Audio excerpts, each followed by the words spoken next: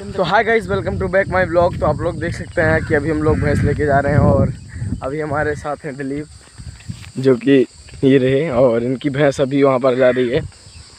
आज ये भी लेट खोले हैं भैंस अपनी, जो कि अभी 4 बज रही हैं।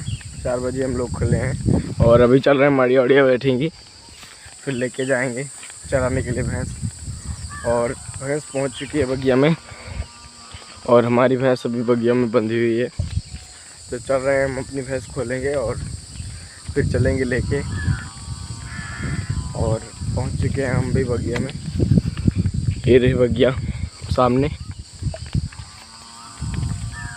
तो अभी चल रहे हैं हम अपनी भैंस खोलने।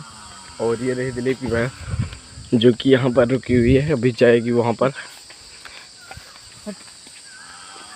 तो मिलते हैं आप लोग को अगले ब्लॉग में, तब तक के लिए धन्यवाद बेबी।